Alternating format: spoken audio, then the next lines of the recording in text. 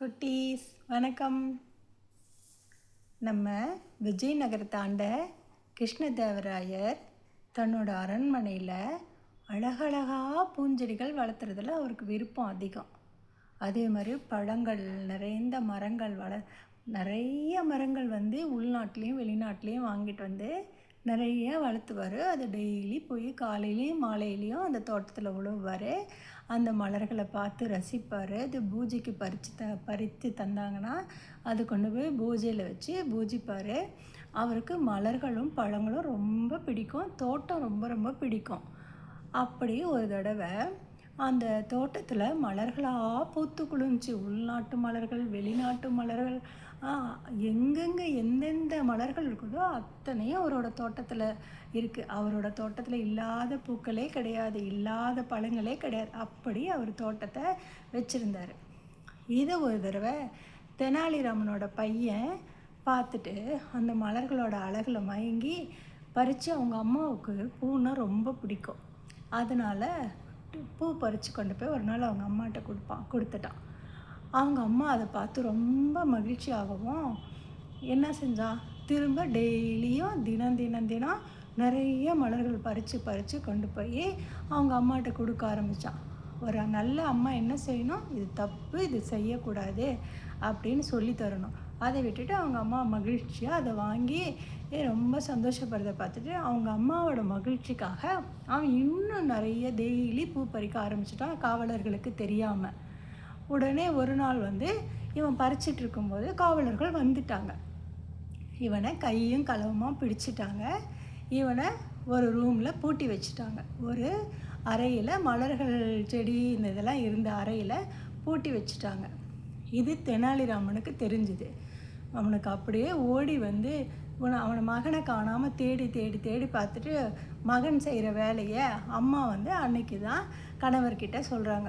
இவன் பூந்தோட்டத்துக்கு தான் போயிருப்பான் அப்படின்னு சொல்லிட்டு அவன் ஓடி பூந்தோட்டத்தை பார்த்தா அந்த அறையில் இவனோட மகனை கட்டி வச்சுருக்காங்க. இவனுக்கு அப்படியே பகீர்னு மனசு அப்படியே துடிச்சு போயிடுச்சு. பையன் பண்ணது தப்பு, ஆனாலும் பையன் மாட்டிட்டானே, ராஜாவோட தண்டனை அனுபவிப்பானேன்னு ரொம்ப வருத்தப்பட்டுட்டு உடனே காவலாளியில் கேட்டதுக்கு இவங்க பையன் இவ்வளோ பூ பறிச்சிட்டான், நான் ராஜா கிட்ட கொண்டு போய் ஒப்படைக்க போகிறோம் அப்படின்னு சொல்லிட்டாங்க. உடனே இவன் மகனோட காதுக்கு கேட்குற மாதிரி, என் பையன் வாயுள்ள புள்ள பொழைச்சிக்குவான், அவனோட அம்மாவுக்கு உடம்பு சரியில்லாதனால நோய்வாய்ப்பட்டதுனால மூலிகை பறிக்க தான் இவன் இங்கே வந்தான், அவன் மலர்கள்லாம் பறிக்கலை, என் புள்ள வாயுள்ள புள்ள பொழைச்சிக்குவான் அப்படின்னு சொல்லிட்டு இவன் வந்துட்டான். இவனை பிடிச்சிட்டு போகிறாங்க. உடனே இவன் அப்போவே கீழே இருந்த இலை, தலை, செடி, மூலிகை அது மாதிரி அவன் கைக்கு கிடைச்சதெல்லாம் பறித்து மடியில் நப்பிக்கிட்டான் அந்த பையன். ஆனால் போகும்போது என்ன பண்ணான், ராஜா கிட்ட கொண்டு போய் சேர்த்துன உடனே பார்க்கும்போது பறித்த இலைகள் இதெல்லாம் தான் இருக்குது அவன் மடியில்.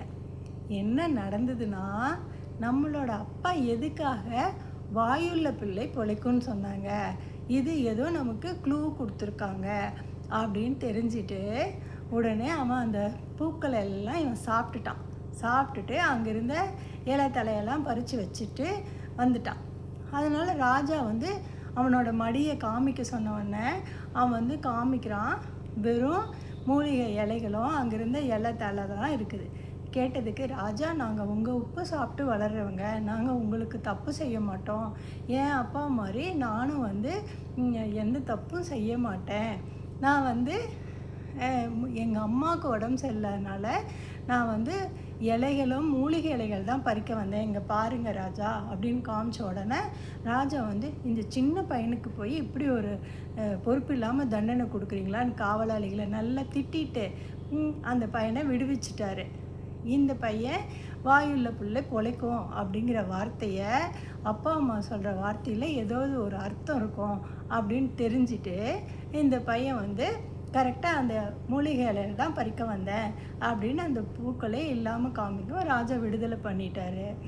இந்த பையன் தப்பிச்சிட்டான். அதிலிருந்து அவங்க அப்பா கிட்ட சொல்லி, இனிமேல் நான் தப்பு செய்ய மாட்டேன், என்னை மன்னிச்சிடுங்கன்னு சொல்லிட்டு ரொம்ப நல்ல பையனாக வாழ ஆரம்பிச்சிட்டான்.